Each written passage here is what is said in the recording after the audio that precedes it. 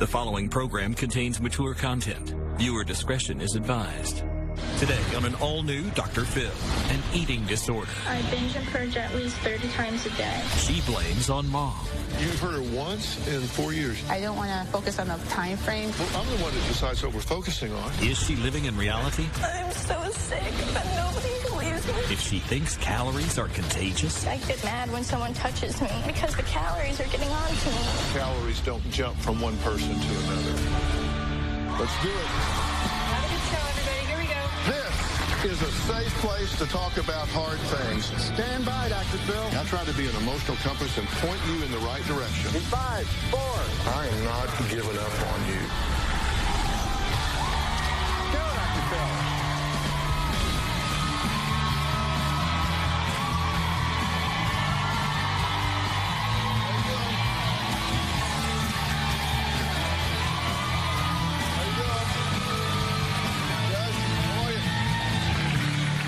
Okay, take a look at 15-year-old Bella. Most girls this age are focused on school, extracurricular activities like cheerleading or dance, and of course, dating boys. But my young guest today wrote to me because her life is consumed by thoughts of food every waking moment of the day. Here's what she said in a video message she sent to me. I really need the help from Dr. Phil. I binge and purge at least 30 to 50 times a day. I don't go to school anymore because I spend most of the day throwing up in the bathroom. I don't know what to do anymore. I cannot think anymore. I cannot breathe. I believe I'm going to die because of this very soon. Well, Bella says she binges and purges 30 to 40 times a day, cannot concentrate on school, hoards food in a drawer under her bed, and she says she eats flour or anything that will make her nauseous, and has even wished she could weigh as little as 62 pounds. Take a look.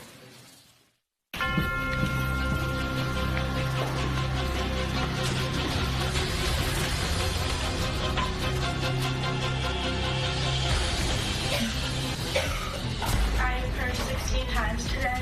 I have an eating disorder and it ruins my life because every single day is consumed by a constant routine of binging and purging. I don't even think about purging. It just takes control over me. Isabella is very obsessed with being thin and obsessed with food. There's no times where I'm not thinking about food. I like to binge on cereals, sandwiches, chips, sugar, milk, anything. Sometimes I would eat flour. I would eat a couple spoonfuls because I know it hurts my stomach and it'll be easier to throw up something. One time, I saw her eating out the garbage. She was eating leftover food that people had thrown out. It was really scary. I'm so desperate to binge and make myself throw up. I steal laxatives and I steal food probably 3 times a week at stores. I see and find wrappers tucked behind couches, tucked behind her bed, drawers, shoes, backpacks. I don't see a future without my eating disorder. I don't ever see myself recovering. I just can't stop. Bella has now started to believe that calories can actually jump from other people onto her. She's even worn a surgical mask to prevent calories from entering her lungs. Take a look. I am obsessive and compulsive when it comes to food. I see germs as calories. I take showers 3 times a day. I have to wash my hands 20 times. I go through 40 pairs of socks a day. Put my forks and spoons and plates in boiling hot water before I eat with them so I can get all the calorie germs off. Isabella feels that calories are floating in the air and that she feels that she'll absorb them through her skin. I always feel like I'm just ingesting calories by breathing. Isabella's tried to wear a mask when we go out shopping. I walked into the grocery store like this. Thought this was an easier way to not get the calories onto me. The smell of cooking food drives me crazy. When I'm cooking, Isabella keeps her door closed and will not allow anyone to open the door. I put blankets by the doors to get those smells out because I'm going to ingest them and get fatter. Isabella becomes extremely freaked out when someone touches her. It's like invisible calories on people's hands, and if it touches me, then it'll go into my bloodstream and I'll just get fatter. The other day when I accidentally touched Isabella's hand, she freaked out. When I'm around Isabella, I feel like I'm constantly jumping through hoops. I don't know how to make her happy. I know scientifically I sound crazy. I just think this way. Okay, Bella, I want to start with you. And sometimes people have a different reaction to watching themselves, kind of little capsules of their lives on video.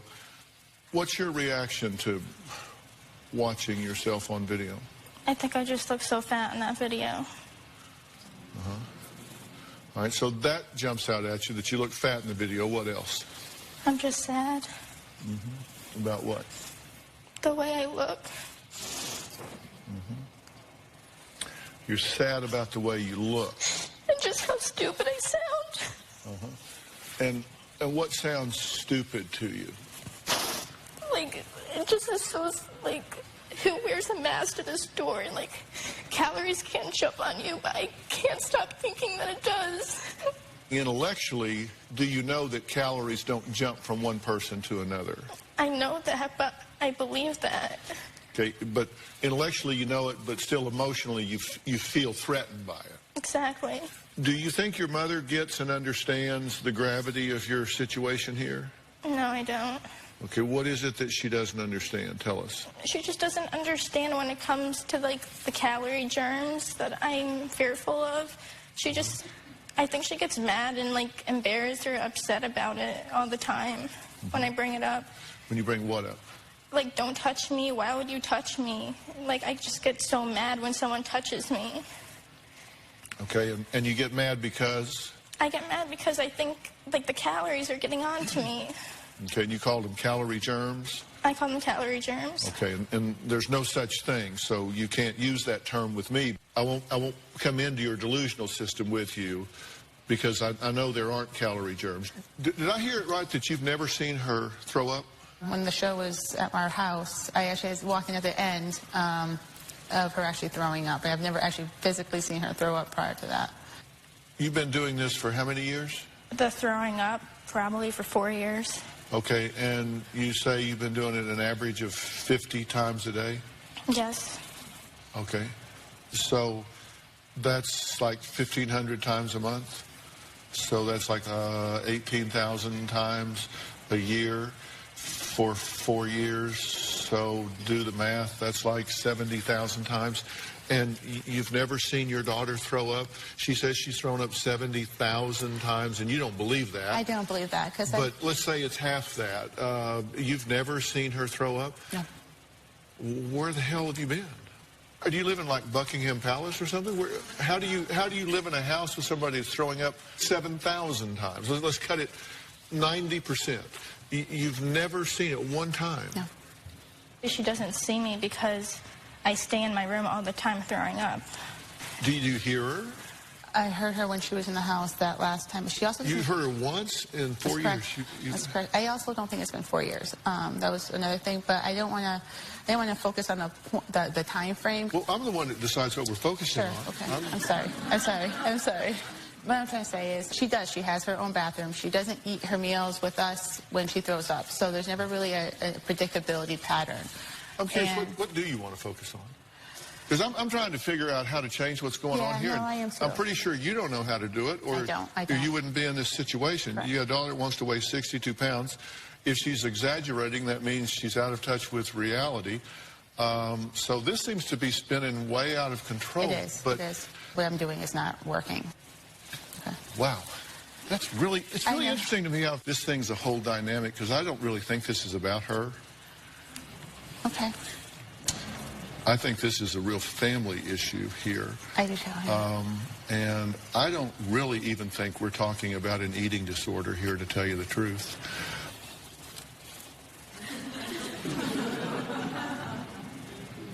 Did it bother you that I shook hands with you when you came out? Yeah, it did. Did you think something was going to jump off of me onto you? Well, you could have eaten something, and then you could have got the calories on your hands, and then you could have put it on my hands, and then I could have got into my veins, and then I could have got into my stomach. Well, how do you know I wasn't as worried about something jumping off of you onto me? I don't know. Because I could have gotten girl cooties from you.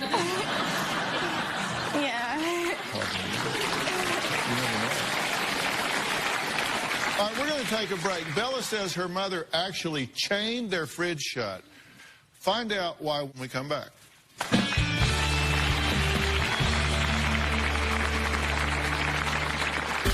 Inside here, we have our refrigerator.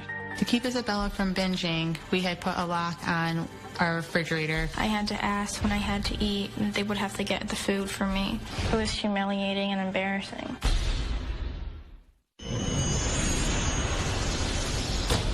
I see fat everywhere. I think that is disgusting. I think my ideal weight should be around 80 pounds. One time I got down to 78 pounds because I didn't eat and I took almost 16 laxatives.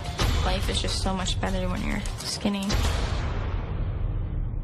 Well, 15-year-old Bella says she has a crippling fear that calories can fly through the air, make her fat. She is also deathly afraid of smelling food because she thinks she might inhale calories. Now, she says she gained 1/10 of a pound after hugging her grandmother. Bella says she purges 30 to 40 times a day to get rid of calories, some of which are those that can jump on her. She says it all started when she was 9 years old.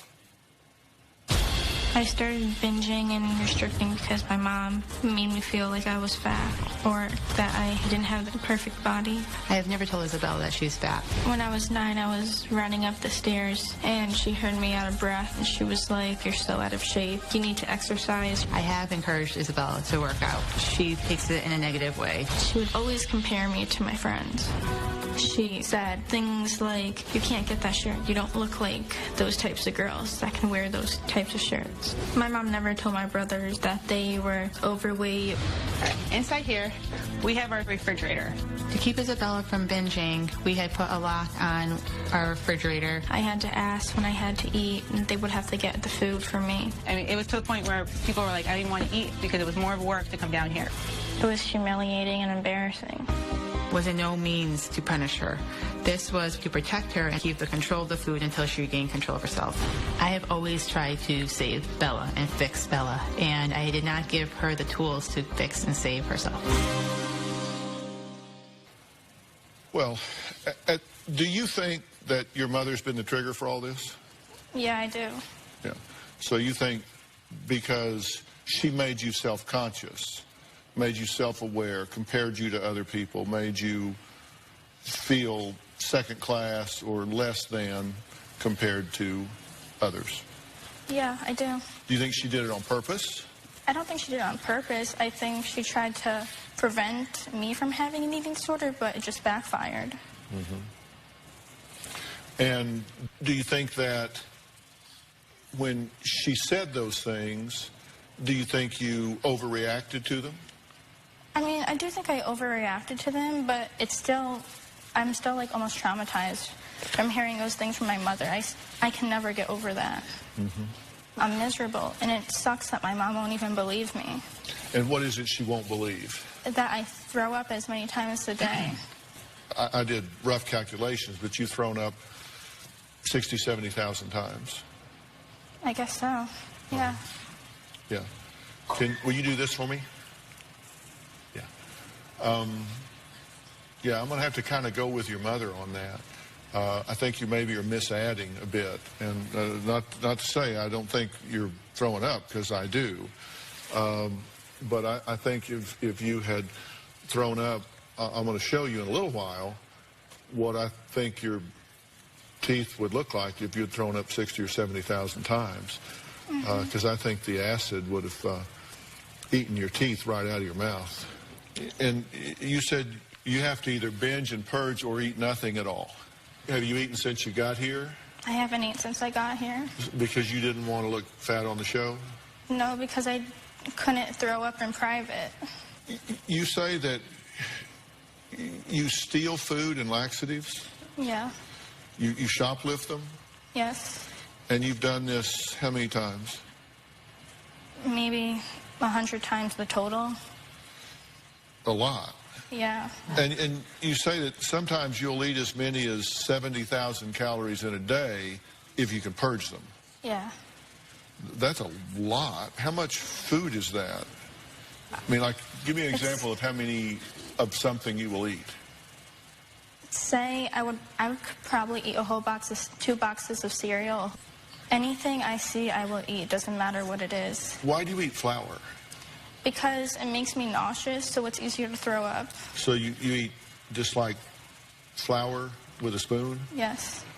You eat paper? You eat napkins? Yes. Why do you eat paper and napkins? Because they have no calories and they make my stomach hurt, so I won't eat after. Okay.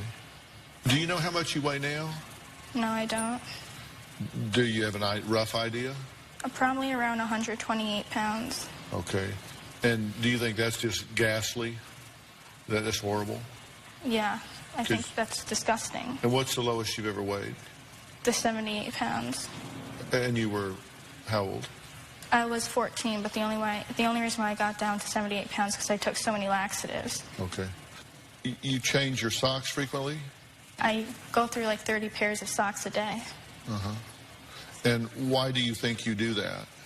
Because your socks collect the most germs because you're walking on the floor, and then if it goes on your bed and then you touch your bed, then you get all those germy calorie things. Right. You kind of said it without saying it. Yeah. Yeah, germy calorie things. Bella isn't the only person in the family who has battled a severe eating disorder. We're going to find out who Bella blames for passing their weight obsessions on to her. We'll be right back.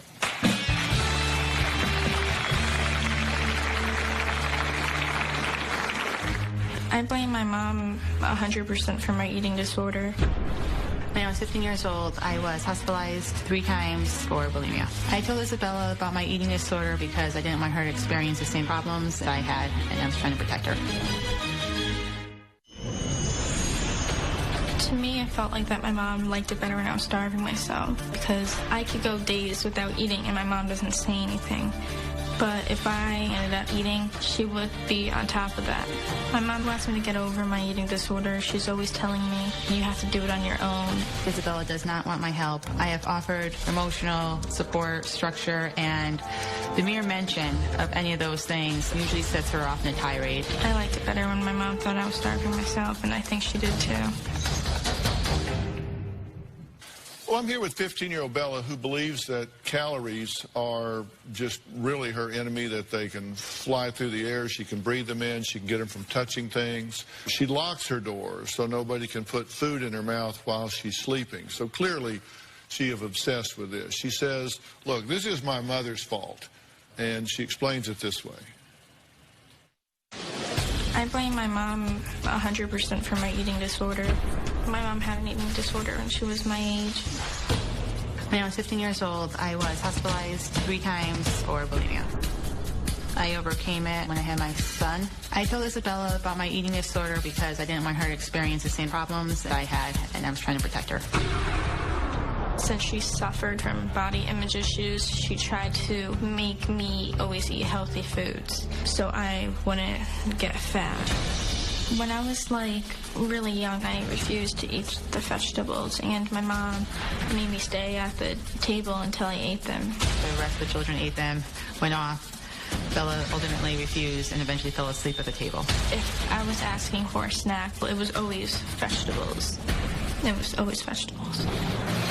My emphasis on food, diet, exercise has contributed to her eating disorder. She hates exercise in any form. Bella doesn't want to be anything like me. You had multiple hospitalizations for bulimia and anorexia at age 15. And at age 15, your daughter is struggling with bulimia and wishing she was anorexic because she's wanting to get down.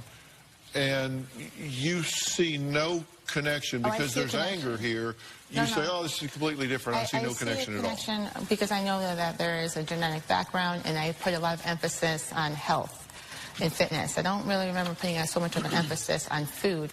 But based on results, we have to say whether it was genetic predisposition or that has potentiated, or whether or not it was a combination of genetic predisposition and choices made in parenting or emphasis or whatever. We certainly have to see that there are strong parallels. There is, but you know what I think? I think wait. Oh. Respond to me without but in the sentence, because you said, well, yes, there are but. But means forget what I just said. I'm going to now tell you what I really mean. I said, do you see that there are strong parallels? Yes, I do, but no, I don't really. Do you really not see the parallels I see here? the parallel. If I brought Isabella to McDonald's every day when she was younger, I think she would blame me for her eating disorder then. If I gave her health foods, she blames me for her eating disorder now. They can't even match the music. They can't even rap, they're just black producing. Now they wanna crack the new shit. They just wanna act, they then bath the new kids. They can't even match the music. They can't even rap, they're just black producing. They just wanna crack the new shit. They just wanna act, they then bath the new kids. Sorry big man, with your big life and your kick man. Sorry big man, with your big life and your whip man. Sorry. So I do see the parallel, but I do see the parallel, but no. Oh, I see the parallel. No matter what I do, Listen, it's wrong. and I'm not just playing semantics with you. Do you see my point? I do. You're saying, I see the parallels, and then you move to explain it away. Sure. And you can't change what you don't acknowledge. You're saying, I see the parallels, but I don't understand them. if if I'd done this, I'd be blamed. If I'd done this, I'd been blamed. If I'd done this, I'd have been blamed. So I really don't think I'm a factor here, is what you're saying. Yes, I had my problem. She's got hers. I really don't see the connection. They're very different.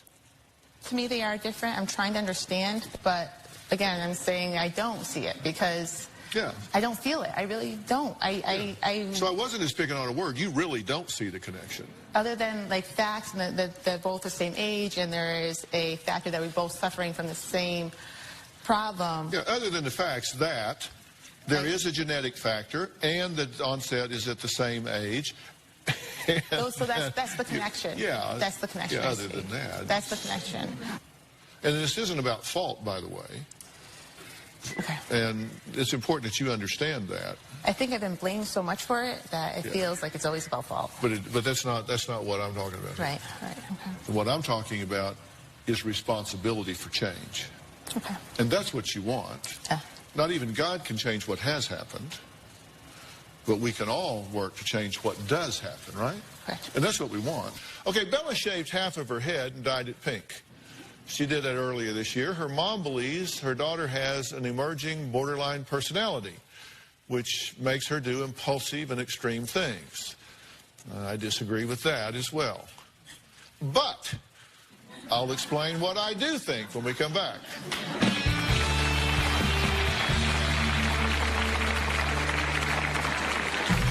I do believe Isabella has borderline personality disorder. When Isabella rages, she swears at me, calls me names. One time, she shaved half of her head, and she left by ambulance to a psych unit from school.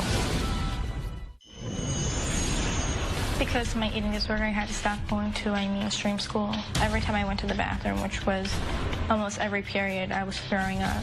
Isabella left her old high school based on a combination of inappropriate behavior and being in and out of hospitals. I attend school at a therapeutic school right now, but I don't show up. I don't like the kids there. This is extremely frustrating for me. Because Isabella is not going to school, she is facing 2 weeks in juvenile hall. Okay, I'm here with 15-year-old Bella. Now, her mother, Wanda, says that Bella has a severe eating disorder, but she says it's not her only problem. She says she thinks she has an emerging borderline personality disorder, which makes her behave in a really impulsive way. I really do not have a good relationship with my mom. We're always fighting. I do believe Isabella has borderline personality disorder. It causes extreme fluctuations in anger. When Isabella rages, she swears at me, calls me names. She is very, very hurtful. She tried to act all innocent, plays like the victim, and it bothers me. Isabella can get very over-the-top and reckless and impulsive. One time, she told me that she was pregnant and that she had told the boy, and the test came out negative. Next week, she shaved half of her head. Isabella's impulsive behavior has stressed me out and drained me immensely. I feel frightened to discipline her because she threatens to run away. One time, my mom took my phone away because I didn't go to school that day. I was trying to stand up to her. I started freaking out, and I ran away from home. I can't really take anything else away because she doesn't care about anything. I've asked Dr. Pat Basu, he's the chief medical officer for Doctor on Demand to explain the collateral damage from Bella's binging and purging. Now, Doctor on Demand is a company, an app that we have created here. And Dr. Basu, just so you know, is highly qualified. He served as a White House Fellow, was on the Board of Governors at Stanford Medical Alumni Association. He holds a medical doctorate with an MBA with honors from the University of Chicago. So this is the guy's top of his field. Dr. Basu, thank you for joining us today. Thanks for having me. How are you, Dr. Phil? I am well. I want to just get right to this, Doctor, if we can. I am very concerned about Bella and her binging and purging. I want to talk about the harmful effects of bulimia. What are the dangers with regard to mouth, throat, esophagus, stomach, intestines, all of that area? Our stomach and our bodies, it secretes acid, a very highly concentrated acid that some of the cells actually secrete hydrochloric acid, and your stomach is designed to contain that acid. It has special lining, special cells that protect the stomach itself from that concentration. That concentration is incredibly high. Now, if that acid, that gastric acid from our stomach, rises even a few times, it's going to damage and kill the cells in your esophagus. The same is true, obviously, in your mouth and your teeth. Okay, we're looking right now at a picture that you've provided us that shows a bulimic's mouth that has thrown up chronically, across a number of months, many times a day, and the teeth are just rotted from their mouth. I mean, it's just unbelievable. Yeah, it's horrible. The acid will just, over time, it will literally decay and dissolve those teeth. Okay, we have another picture here. What you're looking at here is literally a hole torn directly into the stomach. If this hole erodes into an artery of which surrounds the stomach, the patient can bleed to death. So this can definitely be a fatal condition. Doctor, when we're talking about laxative abuse, then you really have problems with the colon as well, right? That's true, and it's worth knowing that actually by the time you try laxatives or diuretics, the calories have actually already been absorbed. So the laxative, by the time that works, 90+% of the calories are already in your body. The only thing you're starting to get rid of at that point is water. And over time, we get something called lazy bowel syndrome, where it causes severe constipation as a rebound effect to that constant laxative abuse.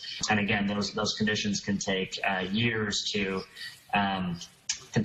resolve.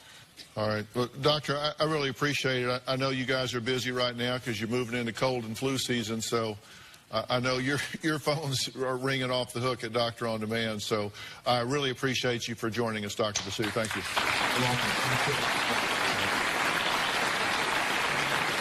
Next, Bella says all of her siblings take her mom's side, leaving her feeling alone and unsupported.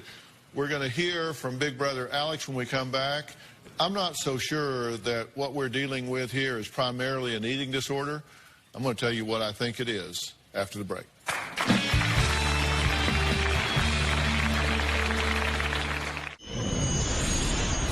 My siblings take my mother's side over everything. They worship her in a way. I don't know why they do it, but I know that they try to protect my mom. Like, I see it, I notice it, I witness it every day. I don't want anything from my family. There's nothing they can do. Wanda says her 3 other children take a back seat to Bella's eating disorder. She says because of Bella's behavior, her youngest daughter has become clingy and worried, and her youngest son is angry and now makes comments about Bella's weight. So, look, this clearly is affecting the entire family, right? It is. But it was interesting, you see it completely differently. I mean, she says everybody's on your side and she's over here alone, and you say that everything is about her and everybody else takes a back seat to her and her eating disorder. The kids are angry. They're angry because they're not allowed to behave in the ways I allow Bella to behave, and part of that comes to the fact that I've lost control with Bella as a parent and through discipline, and they don't think it's fair. This is your big brother, Alex. What do you think about all of this? Are you worried about your sister? Yeah, I'm very worried about my sister. I mean, you just heard Dr. Basu from Doctor on Demand. He's talking about actually life-threatening medical issues that come to play here, as well as the psychological aspects. Yeah, I'm very worried that if things continue to get worse, that she'll have major health problems, possibly die. Do you believe he wants the best for you?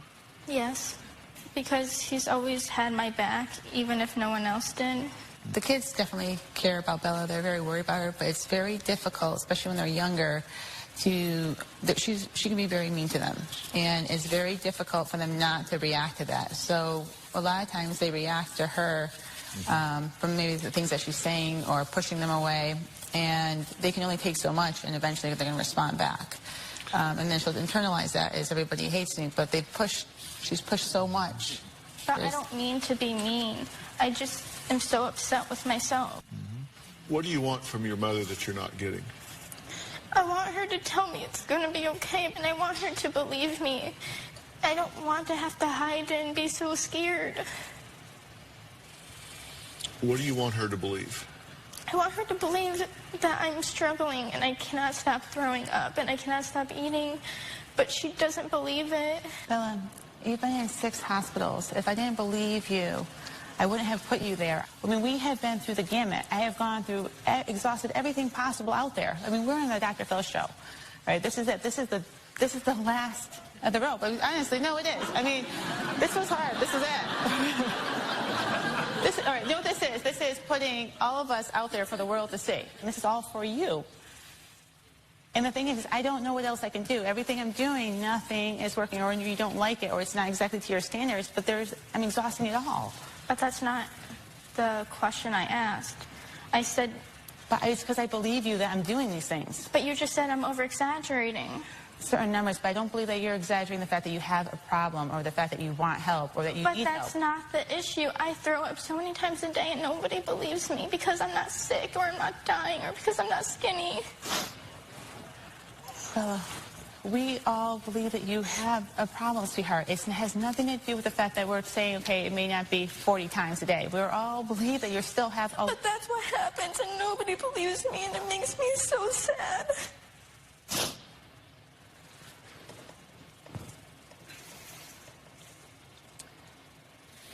So what specifically do you want to be believed about? I'm so sick, but nobody believes me, and I'm so scared. I'm so scared I'm going to die soon, and I don't want to die. Oh, I believe you. You use food to rebel against their control. That was your way of rebelling.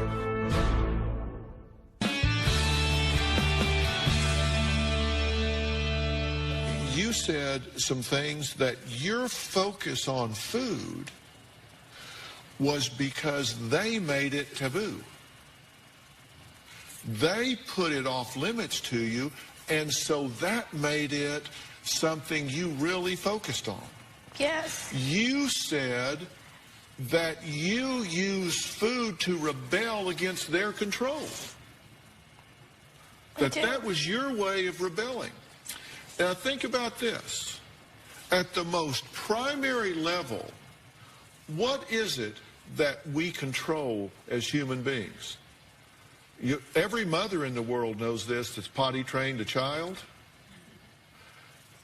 What that child controls is what they take in and when they take it in, and what they put out and when they put it out. That's the primary control. That's the one thing. Like, you can take a child and put them over here or pick them up and put them over here, but you can't tell them when to pee. You can't tell them that. You can potty train them, then you get all dressed up and get ready to go out on a big night, and they can stand right there in the entry hall and just pee all over the floor. Say, you gonna go out and leave me? Go right ahead. Look at this. It's the primary control, and it's interesting. It's the most base level.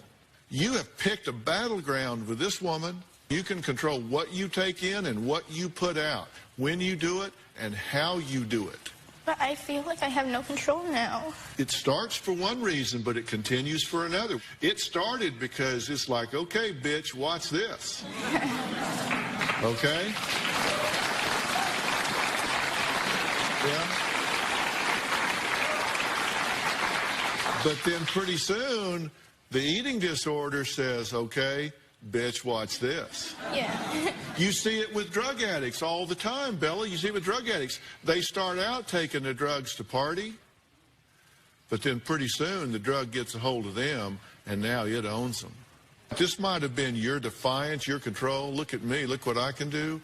But then pretty soon, because right now, I tell you exactly what you want to do. Right now, if you are honest, there's a real part of you, there's a voice inside of you right now that says what you really want to do is get the hell out of here and go home in your room, lock that door, and be alone with your disease. True? Yeah, true. You want to go home and be alone where you can binge and purge, just leave you alone with your disease. It's calling you back. That is not how it started, is it? No. It started for one reason, but it continues for another. And there's something going on here called comorbidity. These things don't happen in a vacuum. You're also very depressed. You're really down. You're really sad. All these things start happening together. And somebody's got to unravel all of that. You are this close to being able to get this under control and be okay. We're going to take a break, and I want to give a plan for this family. We'll be right back.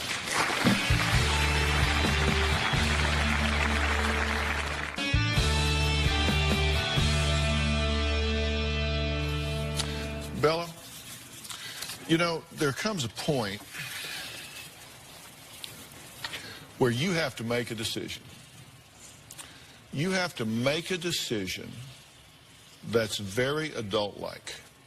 You have to make a decision that says, I want to become part of the solution in my life instead of just being part of the problem in my life.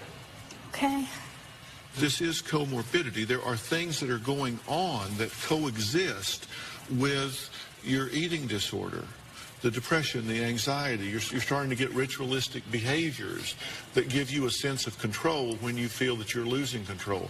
All of this has to be dealt with. And all of these things have to be dealt with simultaneously, or one's just going to spark the other right back into control.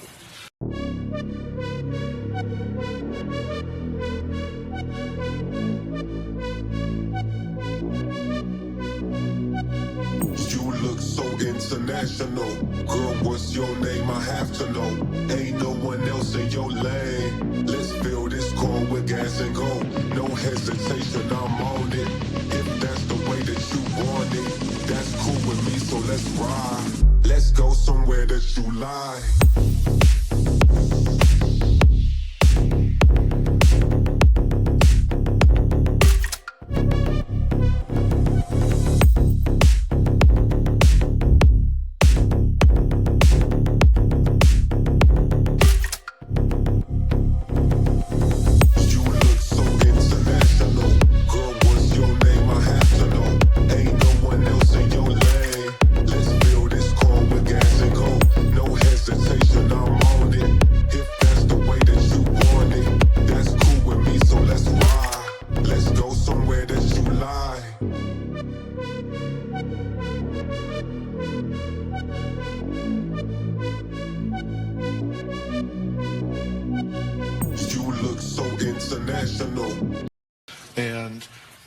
And I want to help you do that. I want to help you help yourself. And I am going to predict that if you'll take the help that I'm going to offer your family, that this situation can be a great deal better in a short period of time. You're going to be astounded at the power you have to take control back over in your life when you've got people around you that love you. Now, there is a place in Fairfield, Connecticut called Center for Discovery. And Jennifer Henready is the Director of Outcomes and Research and the Intensive Outpatient Program Director. This is Dr. Jennifer Henready right here. Jennifer, good to see you. Good to see you. Thanks. Matthew Polachek is the Program Director at Center for Discovery, and he is here as well. Matt, good to see you. Good to see you. You guys have been watching. Jennifer, what did you want to say about this? Well, I feel really excited that with Dr. Phil's support, we can get you the treatment that you need and the length of treatment that you need. And I think you're so right. There's so much going on, but that it can get better much faster. And especially with bringing the whole family in and learning new coping skills, new communication skills. And with this commitment to be different, I think we can really create an environment that's supportive of long-term recovery for you. Will you give it a shot? Yes. Will you take the help? You said you want to get better. I'm going to give you the team to help you get better. I will. I'll take it. Okay, fair enough? Fair enough? Okay, all right, that's what we're going to do. I want to thank all of my guests today. A special thanks to Dr. Pat Basu and our medical team at Doctor On Demand. And I'm proud to say that Doctor On Demand is our own app, my own app. And if you at home want to have your own Doctor On Demand, you just go to Google Play or the App Store. You can download the app, and within a matter of seconds, you're face-to-face with a board-certified physician. Whether you got a cold or the flu or whatever, they fill your prescriptions for you. They do whatever you need. You don't ever even have to leave your own home. You just look right into your smartphone, and they're looking at you, and you're looking at them, so slick your hair down because they can see you. But you don't have to go to the doctor's office. Additional resources provided by Intervention Transportation Services, who will travel with Bella to Center for Discovery at Fairfield, Connecticut, to make sure that she arrives comfortably and safely. And guys, thank you so much for being willing to help this very deserving family. We'll see you next time. Thanks so much. Thanks, guys. Appreciate it. Alex, thank you so much. Appreciate you being here. Jennifer, thanks so much. Matt, appreciate it. Thanks, guys.